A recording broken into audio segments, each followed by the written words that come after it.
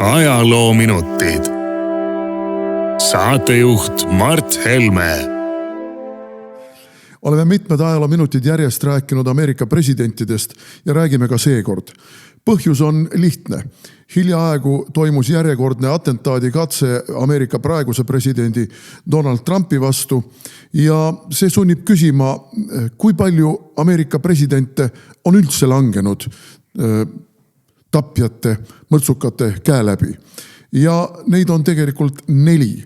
Tõsi küll, tapmiskatseid on olnud palju rohkem ja kui me meenutame näiteks Ronald Reaganit, kes sai raskelt haavata ühe tapmiskatse käigus ja öeldakse, et pärast seda tapmiskatset, atentaadikatset ta enam ei olnud päris see mees, kes ta oli olnud enne, lihtsalt tervis hakkas vaikselt alt vedama, siis kes on need 4?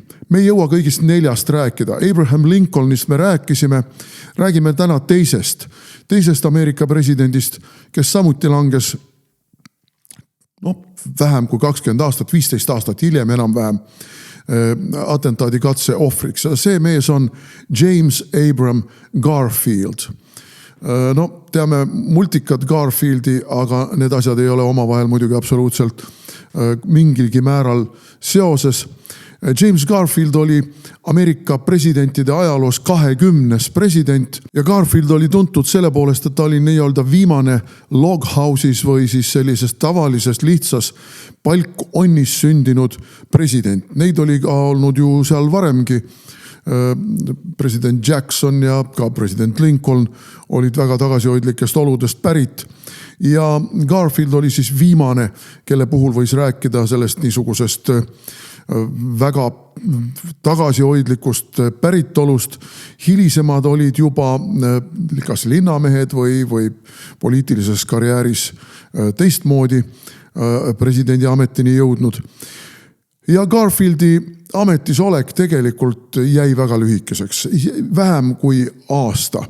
200 päeva täpsemalt. Sest just nii lühike oli see periood tema presidendiks valimise ja tema tapmise vahel ja ega ta ajalukku ei olegi läinud väga suurte tegudega, lihtsalt selle lühikese aja jooksul ei olnud neid suuri tegusid võimalik eriti korda saata, aga potentsiaali suurte tegude tegemiseks oleks olnud küll. Ja ongi Garfield tuntud selle poolest, et kui üks tema eelkäijatest, president Ulysses Grant, oli tuntud selle poolest, et tema ajal lokkas Ameerikas ja ka Valges Majas ja kongressis tohutu korruptsioon. Ta oli väga viskilembeline mees ja lasi endale auku pähe rääkida ja ei kontrollinud korralikult üle ja nii tema heatahtlikkust ja heausklikkust väga palju kuritarvitati tema lähikonna poolt, siis Garfield oli see mees, kes otsustavalt tuli lavale kui korruptsiooni väljajuurija. Ja ta hakkaski korruptsiooni välja juurima. Aga nagu öeldud, see korruptsiooni väljajuurimine jäi väga lühiajaliseks. Nüüd mis viis selleni, et Garfield nii lühikese ametisoleku aja järel mõrvati? Mõrvar Charles Guiteau oli tegelikult vaimselt ebastabiilne inimene. Ja Charles Guiteau kujutas ette, et tema on andnud tohutu panuse Garfieldi presidendiks saamiseni. See oli tema isiklik ettekujutus suuresti. Algselt oli Guiteau tegelikult 3. korda presidendiks pürgida üritava ekspresidenti Granti toetaja ja kirjutas mingisuguse Granti toetava kõne ja arvas, et kui nüüd Grant langes sellest presidendi rallist välja, siis selle kõne võib vaikselt ümber sõnastada nii, et seda kõnet on võimalik kasutada presidendikandidaat James Garfieldi toetuskõnena ja sellise vabarlikliku partei aktivistina trükkis selle kõne ära. Tõsi küll, ta oli pidevalt lapkamatus raha hädas ja jättis selle kõne trükkimise ja brošüürina väljaandmise eest trükikojale ja ettevõtjale maksmata. Aga ta levitas seda kõnet tõepoolest, kusjuures kõne oli selles mõttes täiesti praak et kõiksugused kiidusõnad ja näited, mida ta oli toonud president Granti ülistamiseks, oli ta sisse jätnud ja need absoluutselt ei klappinud Garfieldi senise tegevuse ja sammudega poliitilisel areenil. Nii et kõne selles mõttes oli lihtsalt haltuura sõna otseses mõttes.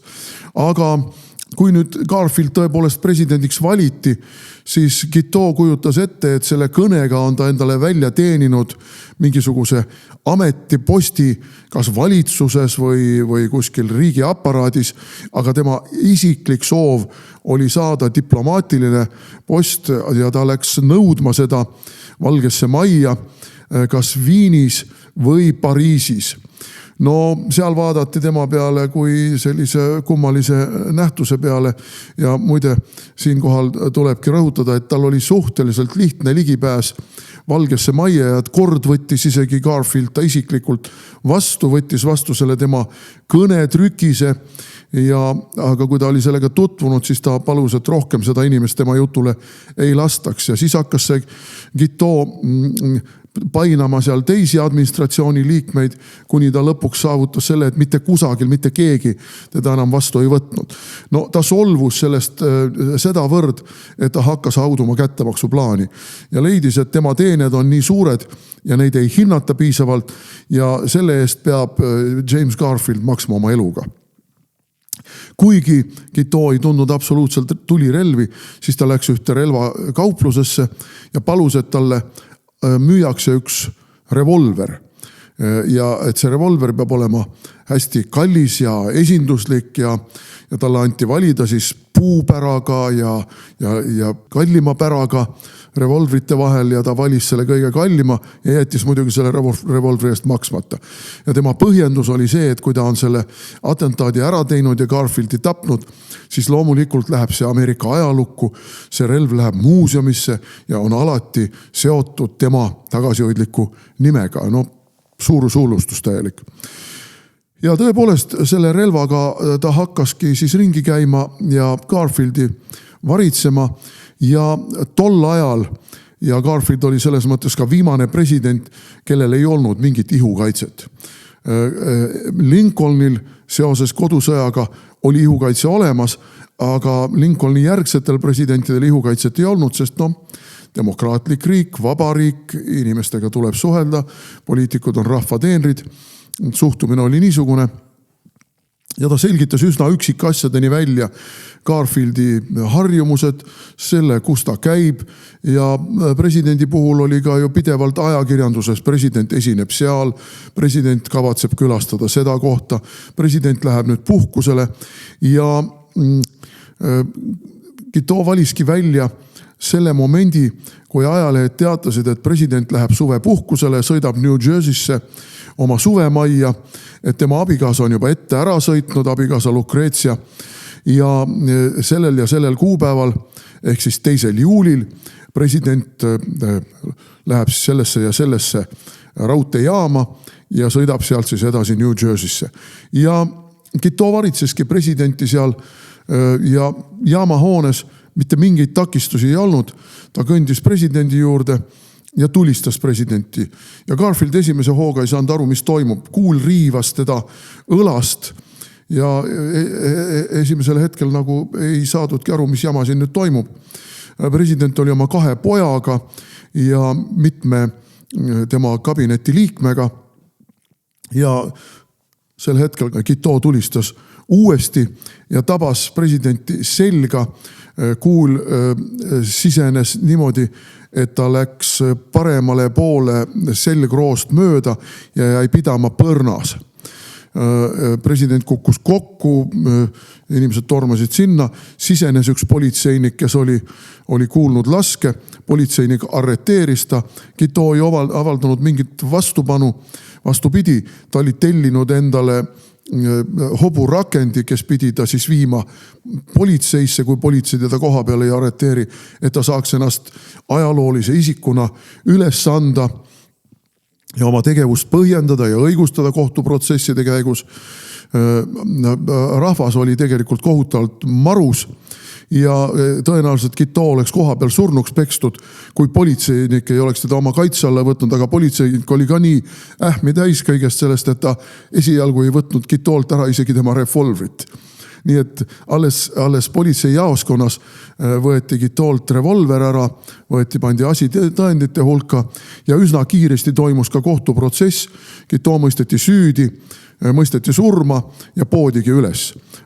Väga kiiresti ja mingit märtrioreooli ta ei saanud, mingisugust sellist positiivset ajaloolise käsitluse kangelast temast ei saanud ja ta on jäänud ajalukku ikkagi kui vaimselt ebastabiilne ja täiesti ebaadekvaatselt ja põhjuseta Ameerika Ühendriikide presidendi tapnud persoon. Nüüd Garfieldil endal läks aga väga halvasti. Tänapäeva meditsiin oleks ta tõenäoliselt päästnud. Aga tol ajal Ameerikas, kuigi kodusõda oli arstidele andnud tohutu praktika võimaluse kuulihaavade ravimisel ja kuulihaavade kindlaks tegemisel, siis tuleb ikkagi imestada seda käpardlikkust, millega Garfieldi ravitseti. Kõigepealt ei suudetud seda kuuli kätte saada, mis kehasse oli pidama jäänud. Kujutati ette, et kuul on läinud hoopiski teise kohta ja siis otsiti ja aeti sõrmed sinna kuuli avadesse, aukudesse sisse. Ma võin vaid ette kujutada, missugust põrgu valu pidi vaene Garfield tundma, kui sõrmedega kobati tema kuuli haavas. Tulemuseks oli sepsis, tulemuseks oli põletik, haav läks mädanema. Need tekitasid tüsistusi, kopsupõletik, bronhiit, mis iganes tal seal veel olid ja kogu see epopöa kestis 79 päeva. 79 päeva vaene president Garfield piinles kogu selle järjest halveneva tervishoiu ja valude käes. Nii et tema viimased päevad olid ta põhiliselt teadvuseta ja kui ta siis mõned tunnid enne surma teadvusele tuli, siis olid tema viimased sõnad: te ei kujuta ette, missugune põrgu valu see on. Pärast seda ta minestas uuesti ja mõned tunnid hiljem suri.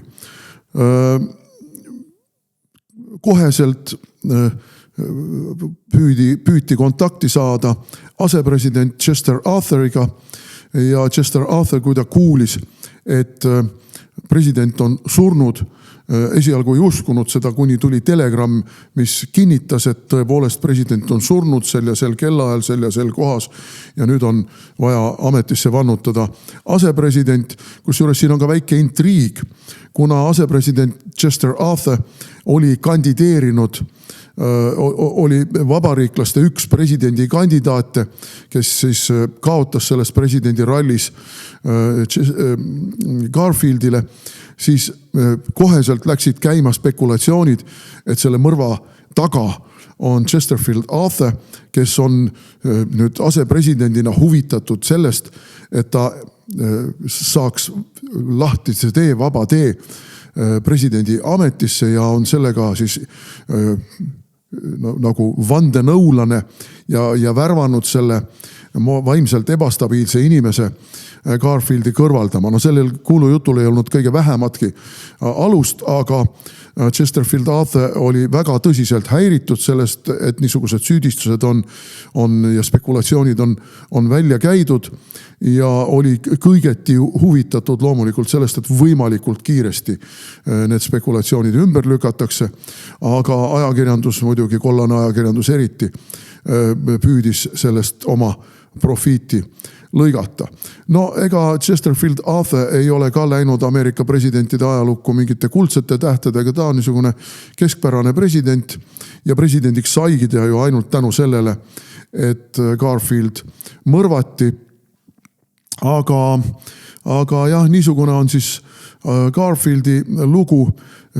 President, kes mõrvati ilma igasuguse suure poliitilise vastasseisu või mingisuguse muu poliitilise kättemaksu tulemusena, nagu näiteks Abraham Lincoln, kodusõja võitja, või kui me võtame ka teised presidendid, kes on mõrvari käe läbi langenud, William McKinley, kus olid ka väga selged poliitilised motiivid, ma arvan, et McKinleyst me võime ka eraldi selles samas kontekstis rääkida, või võtame John Kennedy, kelle mõrvamise ümber on tänapäevani spekulatsioonid endiselt õhus ja keegi päris kindlalt ei tea, kas see oli Nõukogude intriig, Nõukogude võimupoolne mingisugune kättemaks Kuuba raketikriisi eest, kas see oli Fidel Castro palgamõrtsukas või mis muu, oli see CIA, et ka see on põnev teema, mida me võime ajaloominutites arutada. Aga Garfield on selles mõttes lihtsalt õnnetu näide valel ajal vales kohas viibimisest ja sellest, kuidas üks hull inimene oma enda suuruse hullustuse tulemusena süütu inimese tappis. Ja kuna Garfield oli ka kodusõjas kindralina teeninud mees ja selles mõttes nagu ka sõjaväelase karjääri proovinud enne kui temast sai poliitik ja enne kui temast sai president, siis valisingi tänaste ajaloominutite muusikapalaks Battle Hymn of Republic. See on siis kodusõja ajal, aga tegelikult juba ka varem tuntud meloodia, mida muide meil Eestis minu lapsepõlves ja noorepõlves lauldi hoopiski teiste selliste pilasõnadega või võllarooksete sõnadega. Kalle Kusta ostis endal valge hobuse. Ja kui siis aeg edasi läks, siis olid sõnad natuke ka ümber tehtud, et Kalle Kusta ostis endale motorolleri. Aga ameeriklastele on see üks nende sellistest patriootlikest lauludest ja me kuulamegi seda väga heas ja väga esinduslikus esituses.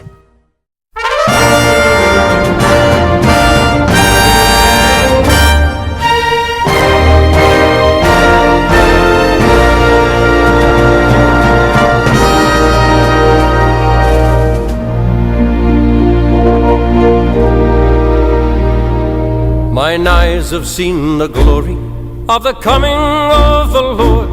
He is trampling out the vintage where the grapes of wrath are stored.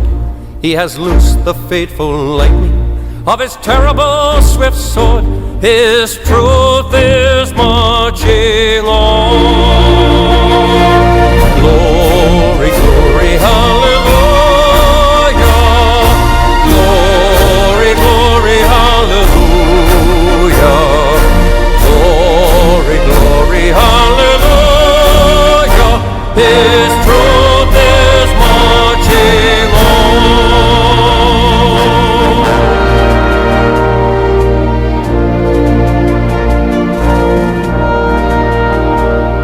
I've seen him in the watchfires of 100 circling camps. They have built for him an altar in the evening dews and damps. I can read his righteous sentence by the dim and flaring lamps. His day is marching on. Glory, glory, hallelujah. Glory, glory, hallelujah. Glory, glory, hallelujah. His day is marching on.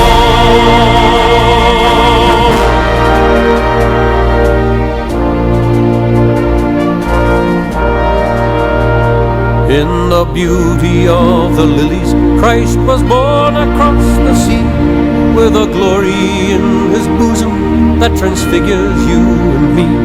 As he died to make men holy, let us live to make men free, while God is marching on.